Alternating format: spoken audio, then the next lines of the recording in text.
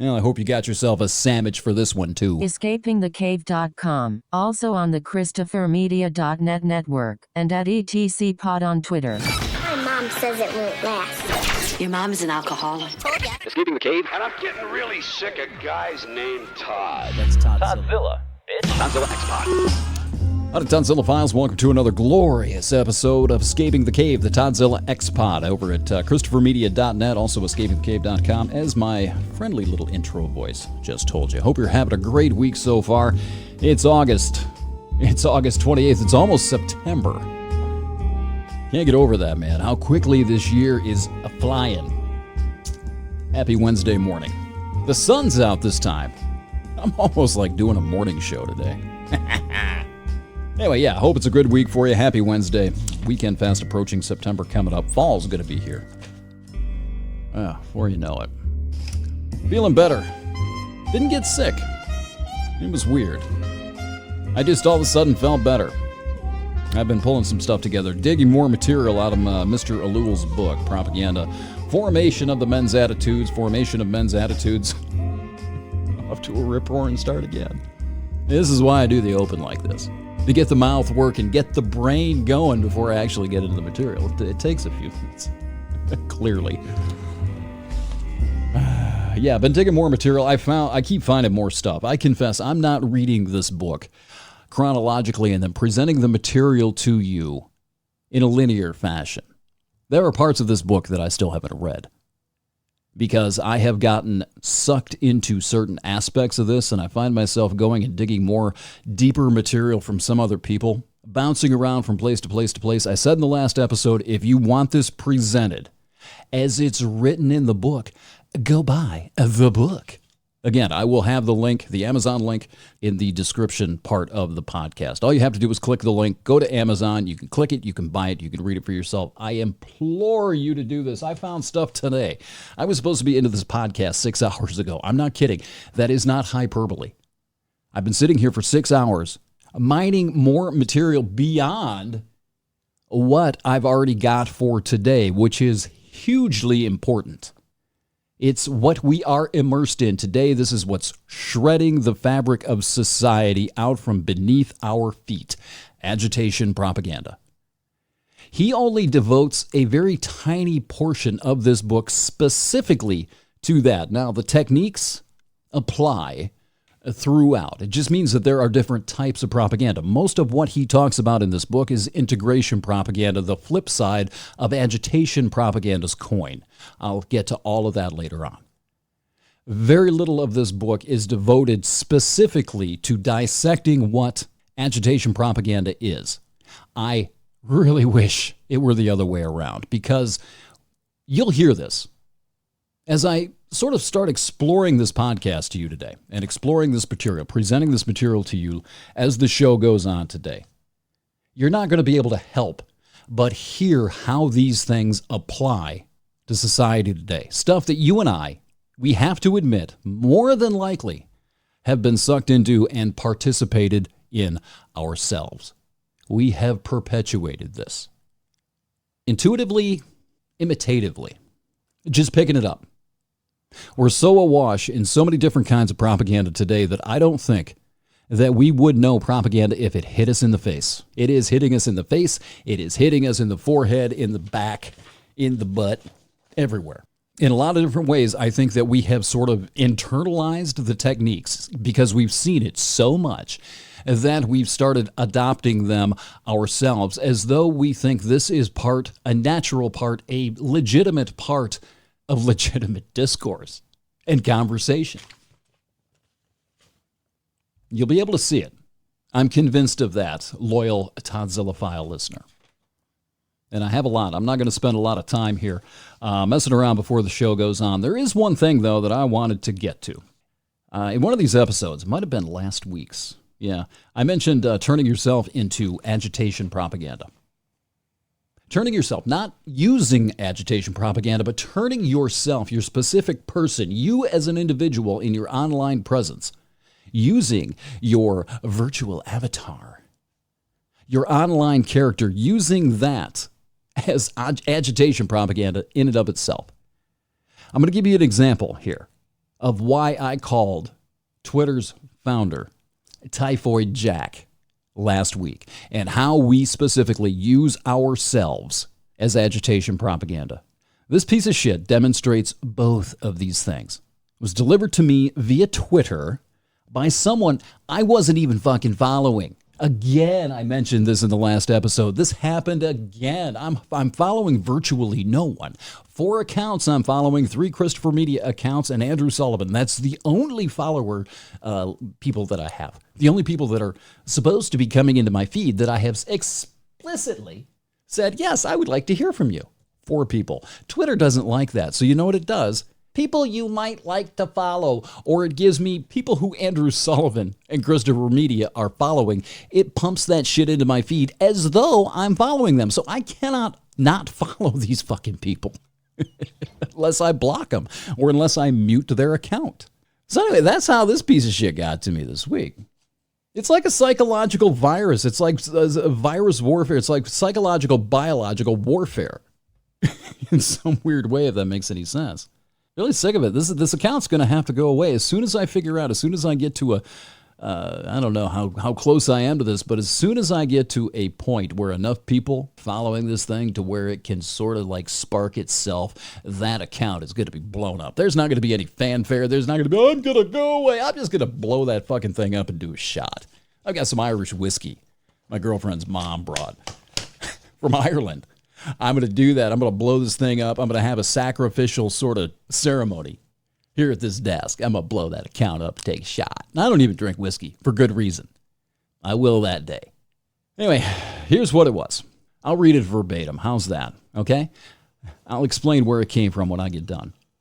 It read, in part, quote, over the past week, an assortment of trending stories from Jeffrey Epstein to the Dayton and El Paso mass shooters to Miley Cyrus's separation and Julianne Huff's declaration that she's not straight together have laid bare the strictures of an American patriarchy on the edge of a nervous breakdown as the status quo, heterosexuality is just not working.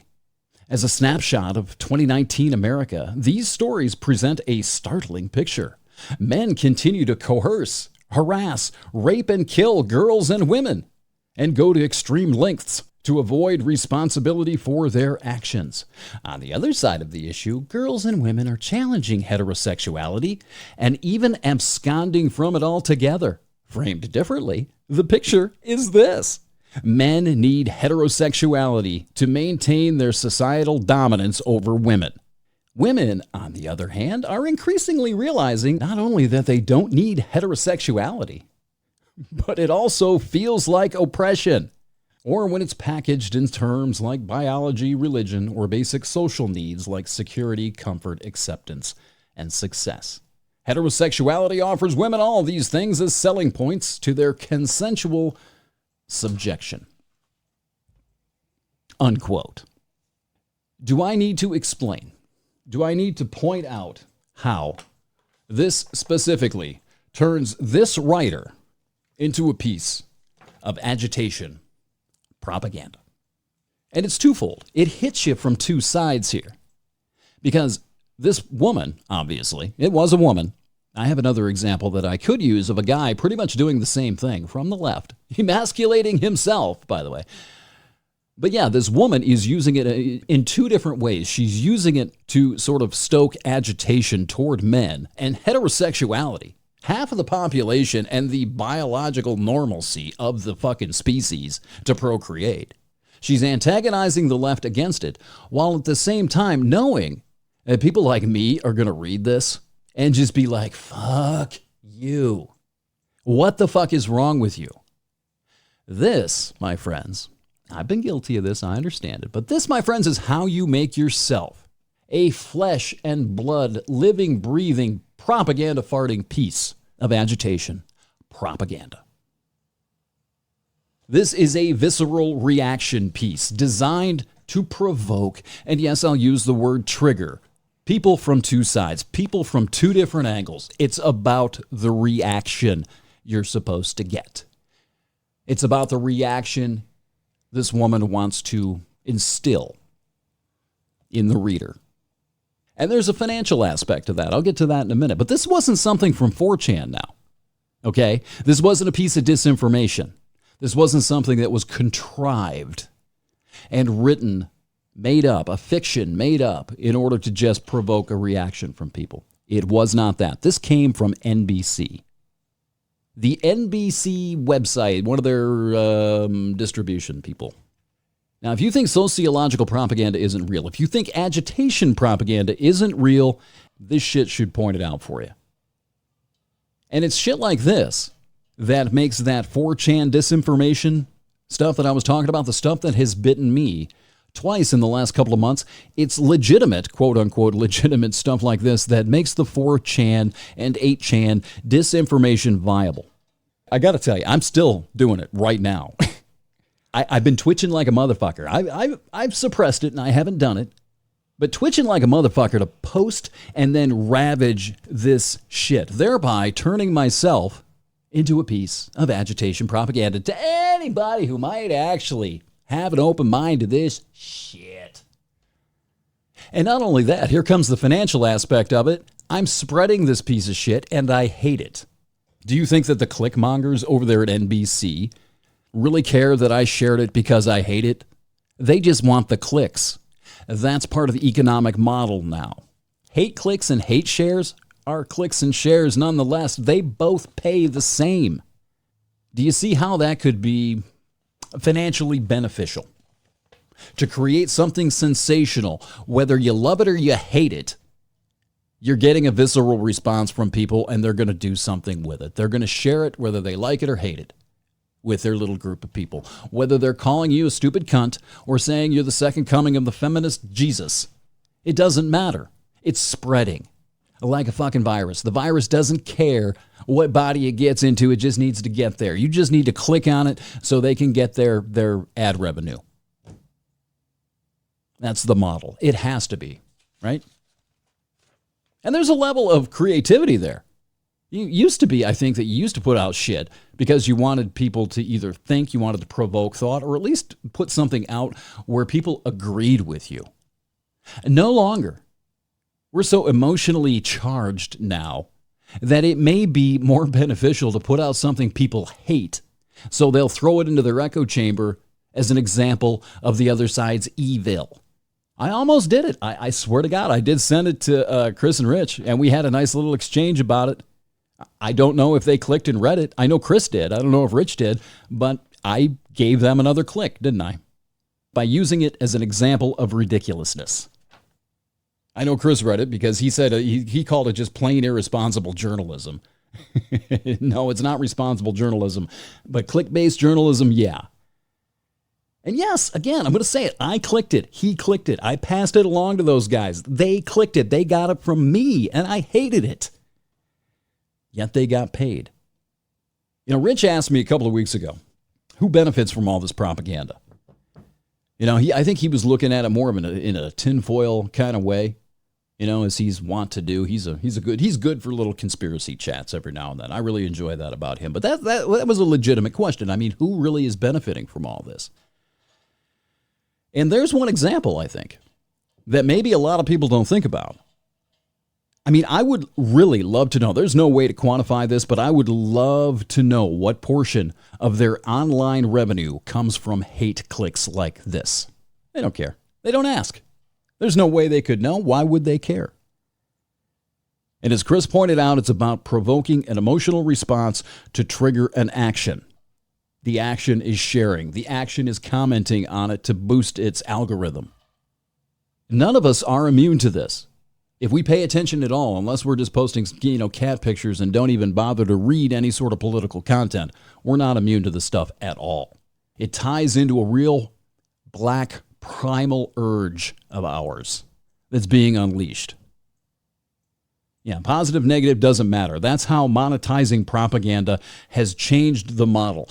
Ellul never got into this. It doesn't even sound to me like he thought about considering how propaganda could be monetized. This is how it's done in 2019. They have specifically monetized agitation propaganda. This is the social media disease. This is the stuff that is ripping us right down the middle. I don't remember her name, but if I ever see it again, if I do commit it to memory, anything she says, I hate her. Just because of that. And Chris said, he thought it was somewhat admirable. Impressive, really. I mean, honestly, it is. It's sort of down the line of those kids over at 4chan. There's a level of genius there. There's a level of creativity, of savvy, of understanding the environment in which you're working. I have to give them credit for that they figured it out. They're thinking on another level. They're thinking detached. They're not inside of the political dialectic, I suppose. They don't care. The more flammable, the better. The content will generate clicks. And that's what it's about. It's about money. Media 101. I wish I had thought about this when I put that together. Maybe it's time to do another one of these, huh? It could be that they don't have any fucking clue what they're actually doing. They just see the clicks go up. When I say that they don't have any idea what they're doing, I mean as far as agitation propaganda and how they are contributing to the divisiveness and the hatred that's spreading around the country. I don't know that they do. I don't think that they have any concept of that, or they don't care. I think they just see the clicks going up. They understand that these sensationalized and controversial topics and articles, the more flammable they are, the higher the clicks go. So bring it on. We want money. That's probably about as far and deep as the thought go. They're just cashing their checks. So yeah, if you ever thought that agitation propaganda, if you've heard me talk about it, and you thought that it was a figment of our imagination, let me read this again to you. I'm going to put this thought in your head before I get on to the main content here. Men continue to coerce, harass, rape, and kill girls and women, and go to extreme lengths to avoid responsibility for their actions. Men, half of the fucking population. Half of the population. If you don't think that's agitation and demonization, how do you define agitation and demonization?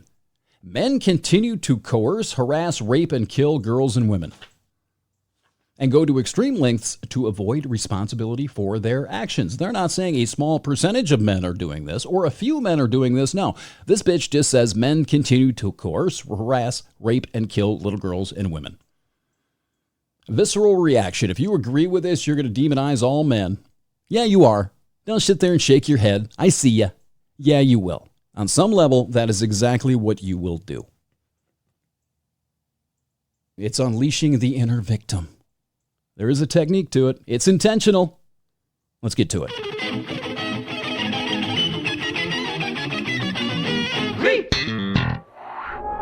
What we need right now is a clear message to the people of this country. A group of barbarians have declared war on the American people. This message must be read in every newspaper, heard on every radio, seen on every television. Saddam Hussein could lash out against the United States in frightening fashion. This message must resound throughout the entire internet. We're still under attack. I want this country to realize that we stand on the edge of oblivion. I want every man, woman, and child to understand how close we are to chaos.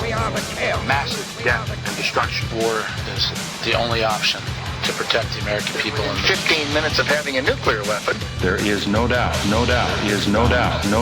Saddam Hussein now has weapons of mass destruction. Every free nation is a potential target. You have no clue about how to fight a war on terror or how to defend your country. Evil, right and wrong. Yes, we are the guardians of freedom. I believe in freedom. Yes, we are the guardians of freedom. A smoking gun that could come in the form of a mushroom cloud. I want everyone to remember why they need us. Our first priority must always be the security of our nation, protect our homelands. It's a smoking gun. They still want to come after us.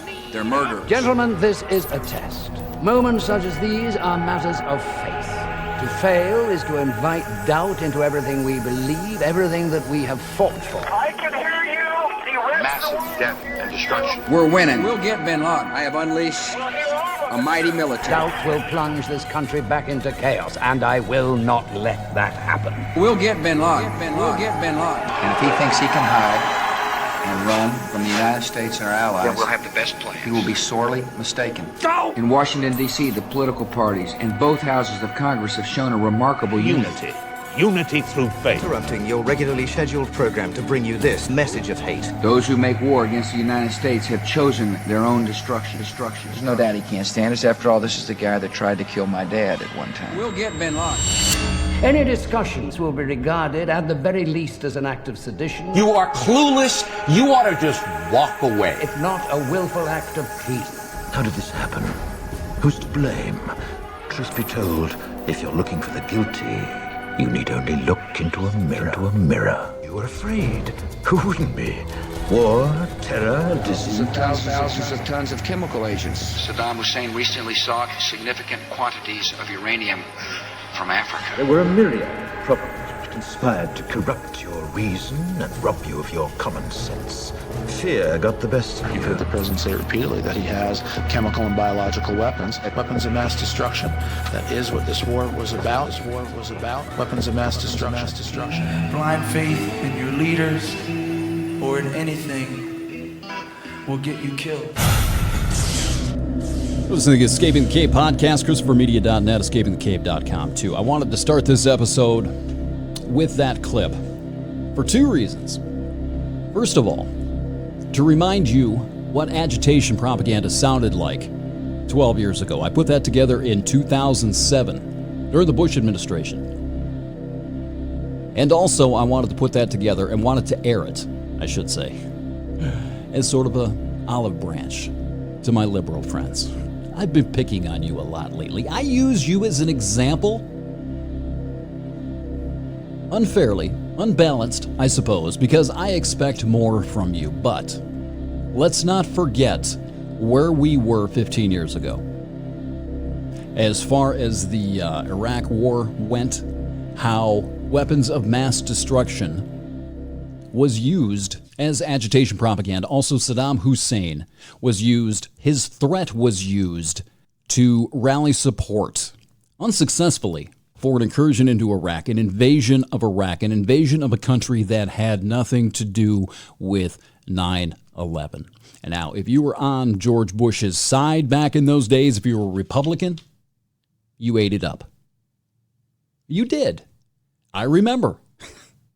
Do you?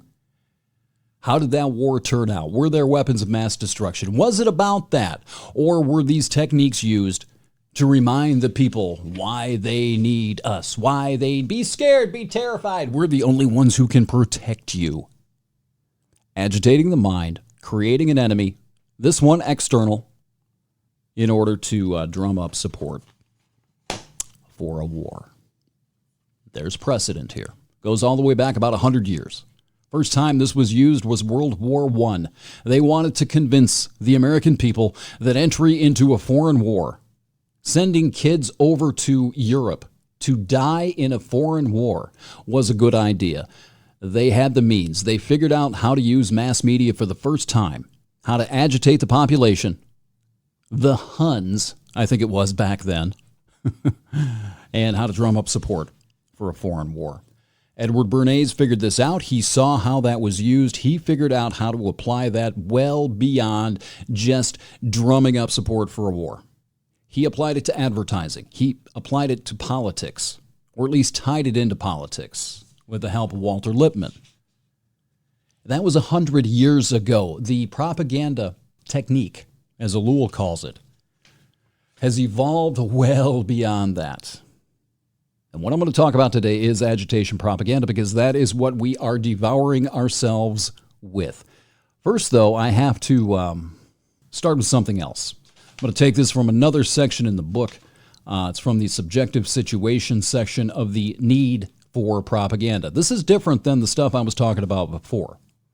What I was talking about before was the psychological need for it, why people become addicted to it, why they become dependent upon propaganda. This section of this book, Need for Propaganda, this entire chapter of this book has nothing to do with that. It's about the societal need for propaganda, why it is as a society it's required. If you think that this is just an evil cabal engaging in fuckery to deceive the poor innocent masses with lies, if you think that's all this is, you are sadly mistaken.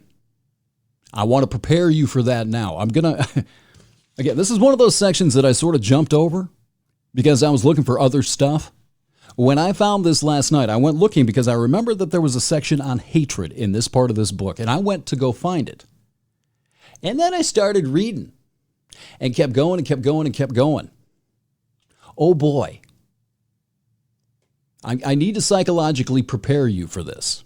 I'm not going to get to this today. This is going to have its own fucking episode. Maybe the last one as far as this book goes.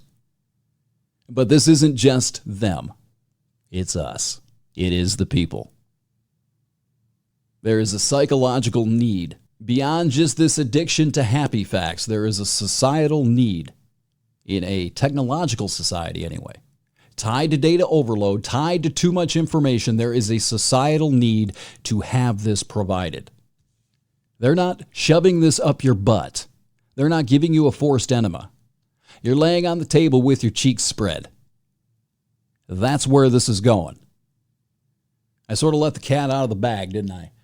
It's okay. I'm kind of glad I did that because you do need to be prepared for that when that day comes, because if you have it in your head that you're a poor innocent victim, or that we are poor innocent victims, I have to stop with that you thing. If you have that in your head, begin the process of extracting it now. It'll make life easier later if you continue listening. Anyway, on suppression and hatred, from the subjective situation section of The Need for Propaganda, the chapter. The author is Jacques Ellul. The book is Propaganda, the Formation of Men's Attitudes. And the way he starts it out is by stating that we live in an increasingly regimented society, permitting less and less free and spontaneous expression of man's profound drives. All right? He also admits that it would be largely antisocial if these drives were completely unleashed. Duh. The modern man, tied to a timetable, rarely can act on the spur of the moment.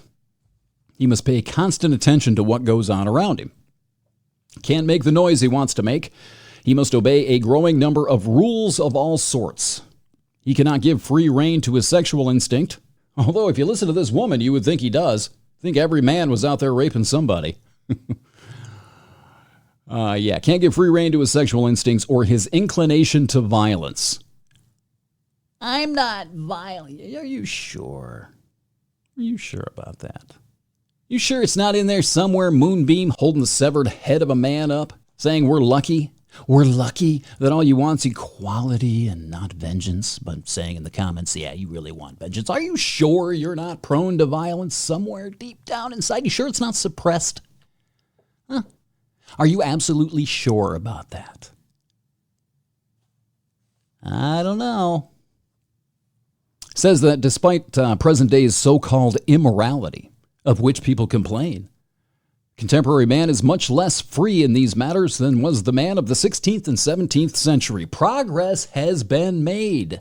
I had a conversation about this with a girl this week, that people think things are so terrible, so terrible that they've lost sight of how far we've actually come in the last couple of decades even.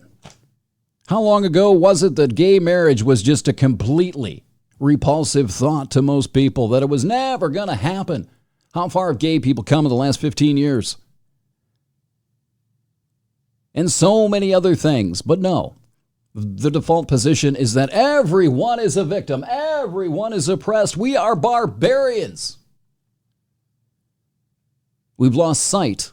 Well, I won't say we. I will say a lot of people have lost sight of how far we have actually come in this immortal time. We've made a lot of progress. We continue to make it.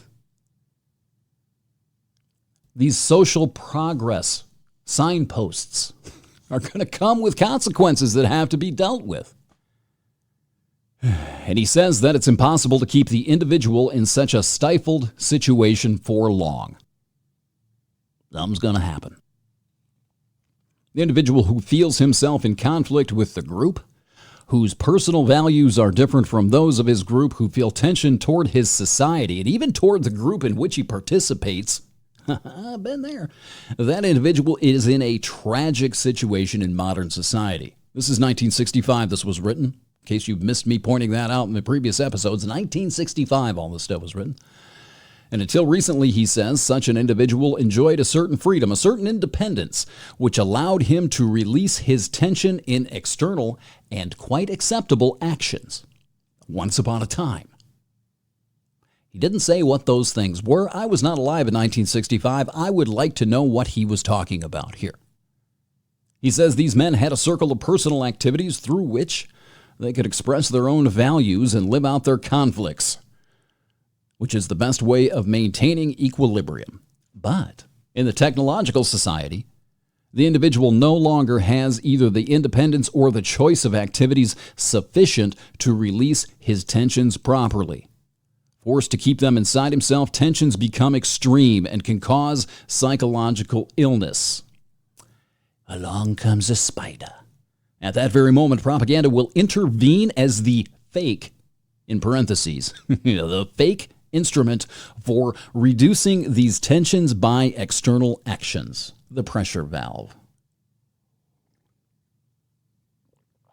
Reducing these tensions by external actions, he says in one of his notes that it's well known to what extent modern man needs an escape. He's talking about an escape here.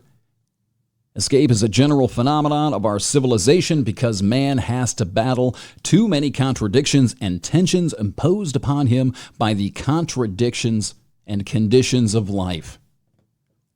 By the conditions of life. He seeks to flee these difficulties and is encouraged to do so by the contemporary, I love this phrase, the contemporary ideology of happiness. The definition, the externally imposed definition of happiness. What will make you happy? This is what you should do to be happy. The ideology of happiness. That means happiness, success, and a lot of other things. I don't need his book to talk about this. I've written volumes on it. Externally defined definitions, externally imposed definitions of happiness and success. You have a standard of what's supposed to make you happy. You have a standard thrust upon you of what makes you successful. And those things don't always work. That creates contradictions. That creates tension. That creates anxiety. I'd like to point out that he has an entire section in this book about anxiety. In 1965, anxiety was a plague too. It's fascinating. It's part of the 6 hours I spent on reading and dictating this material into my computer today. Before I did this podcast, I was supposed to be doing this podcast 6 hours ago. It's supposed to be out by now. It's not because of that. The ideology of happiness. Isn't that awesome? The white picket fence, apple pie, 4 kids, a 6-figure income, a Lexus in the driveway. All these little financial trophies. Look how successful and happy I am.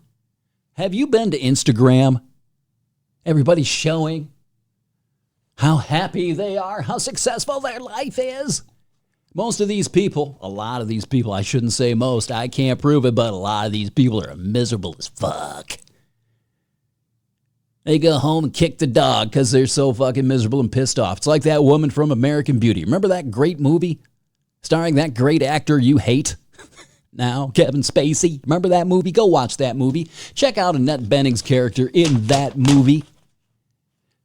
She's a composite character of about 1 million people, maybe 10 million people, maybe 100 million people in this country that put on this projection of success and happiness and are fucking miserable.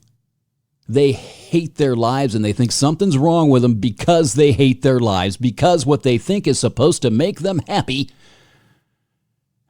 These ideas of success, they don't feel happy and they don't feel successful and they can't fucking figure out why.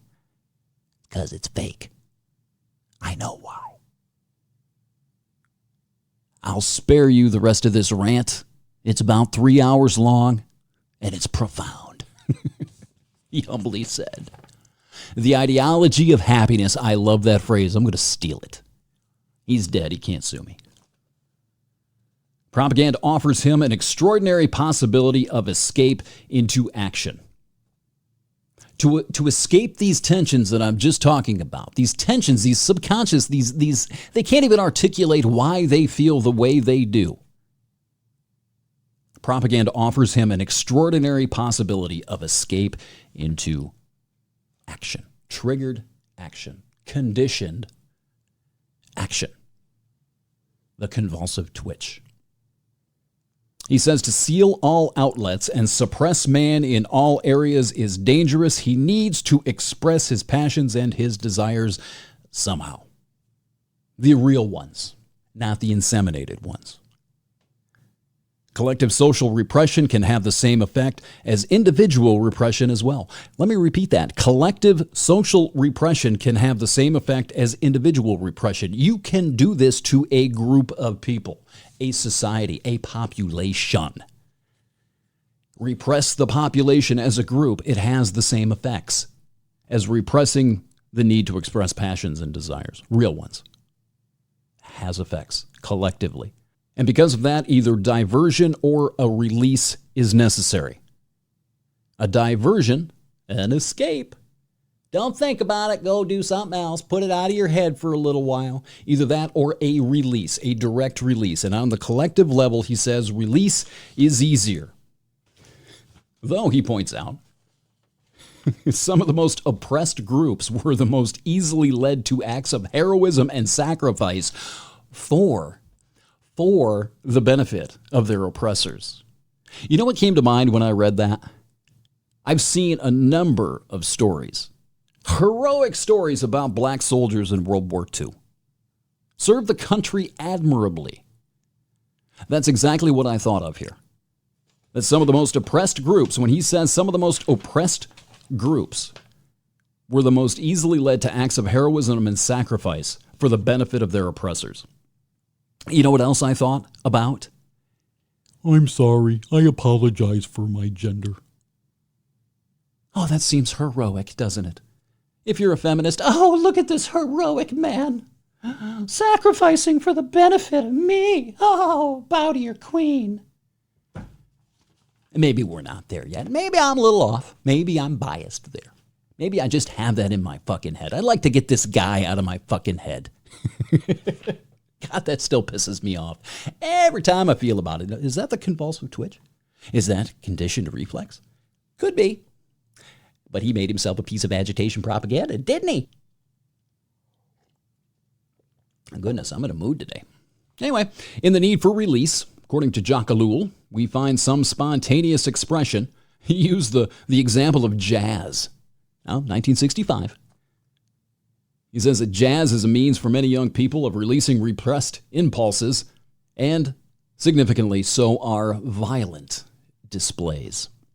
I will let your mind go where it likes to go here. So are violent displays. A need of release, spontaneous expression, violent displays.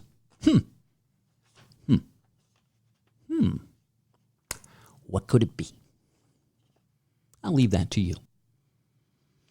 Ellul says that while the possibilities of release are very limited, propaganda, on the other hand, offers release on a grand scale.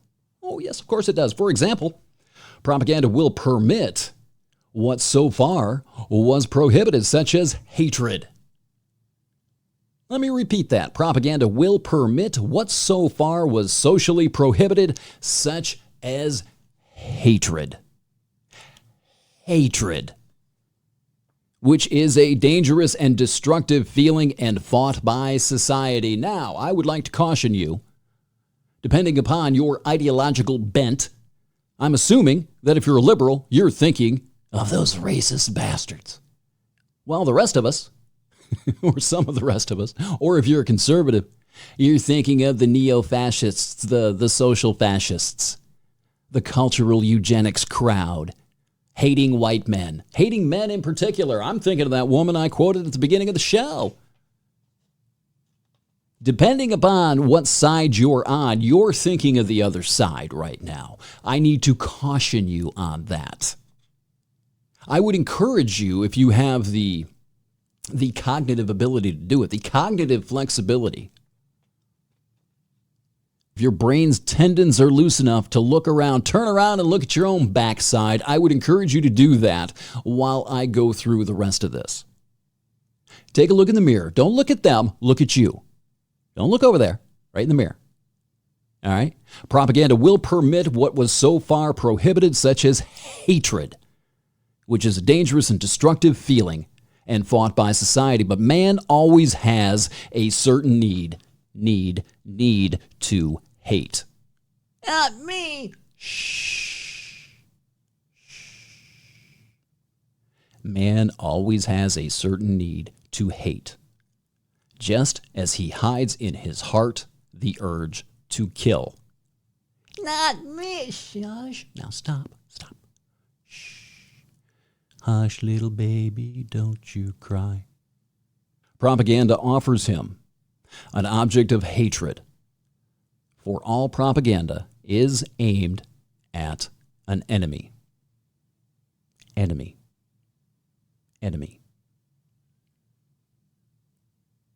Propaganda thus displaces and liberates feelings of aggression by offering specific objects of hatred to the citizen, and this generally suffices to channel passion. And the hatred it offers is not shameful. It is not evil hatred that he has to hide. It's a legitimate hatred which he can justly feel.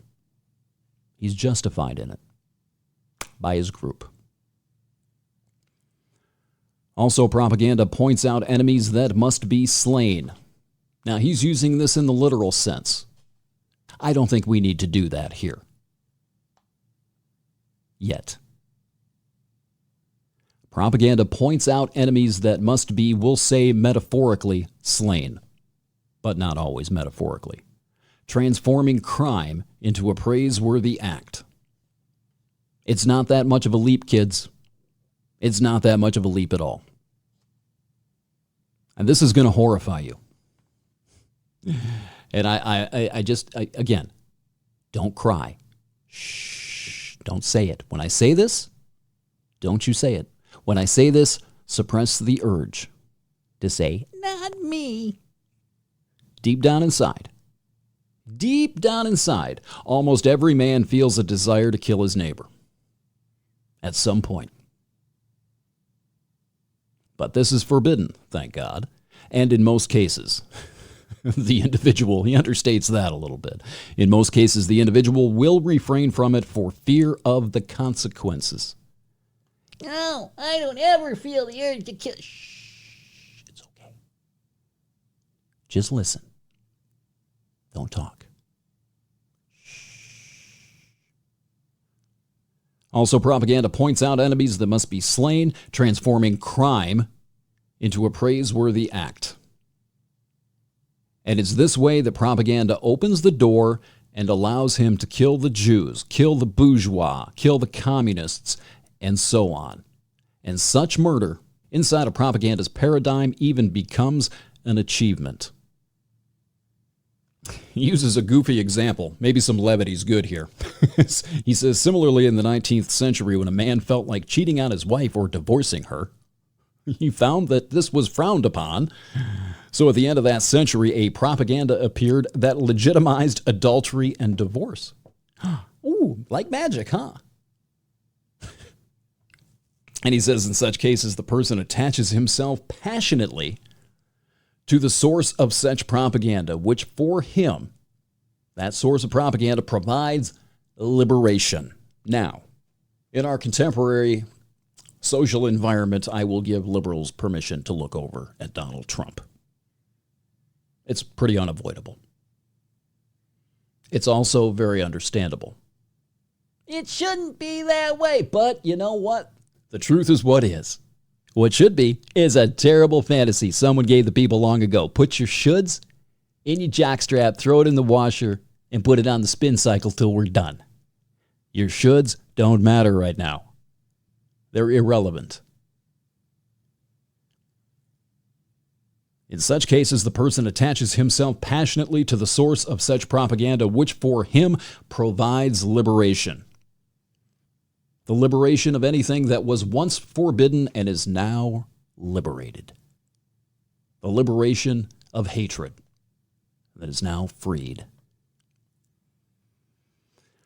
When and where transgression becomes a virtue, the lifter of the ban becomes a hero, a demigod, and we consecrate ourselves to serve him because he has liberated our repressed passions.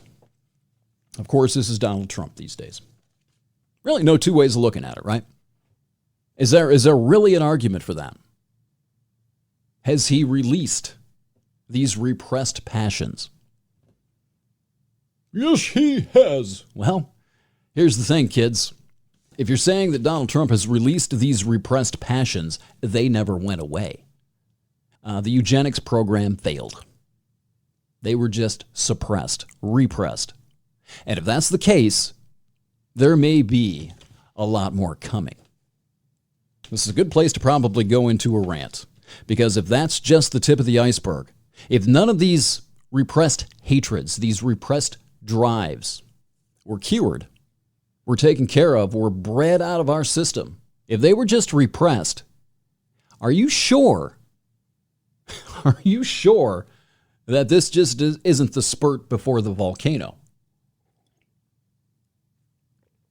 And are you going to be able to handle that?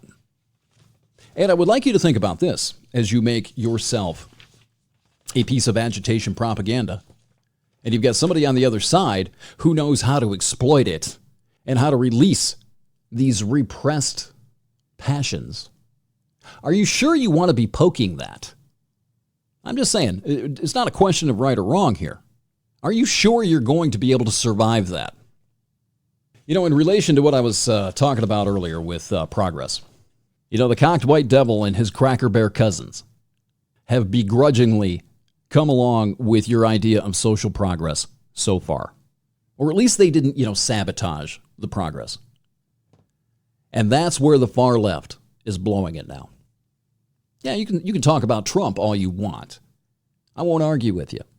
You're helping him. You're making enemies out of the also-rans, the people who didn't give a shit about any of this stuff, who were at least willing to shut up and ride along with you in your social engineering project for a really long time. They're getting to the point now where they're not. And you've got somebody who knows how to exploit that. Instinctively, intentionally, it doesn't matter. Do you think other people aren't seeing this? Do you think they're not seeing the fertile ground in which to plant now? You're creating an entire market now.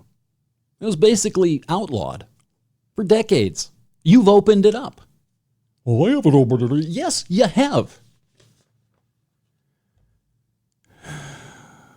By agitating people enough, by creating an internal enemy out of half of the population, you know what? I didn't argue with you on Trump. You can't argue with me on this. If you don't think that you made white men in general, white men in particular, if you think that you're not making them the moneyed bourgeois in 2019 American culture, you just aren't looking. It's exactly what you're trying to do. I'm going to get to this.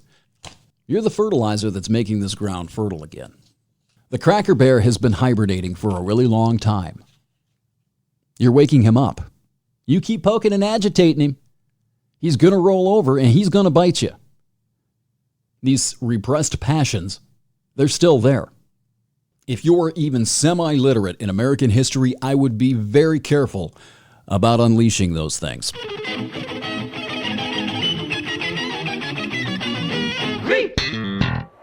All right, the rest of this is recorded. I've made an executive decision to break this up. I'm not going to make that mistake again. This beast is going to run close to 3 hours if I don't do it this way. And this is a really good primer, a really good opening to where the agitation propaganda thing is going to take us.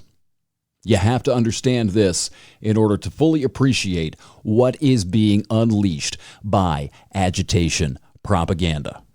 This really does deserve its own space. Really think about that really, really hard over the next day. I will put the next one out tomorrow.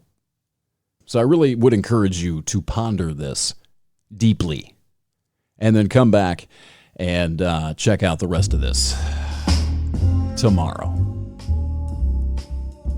Heady stuff, man, I know.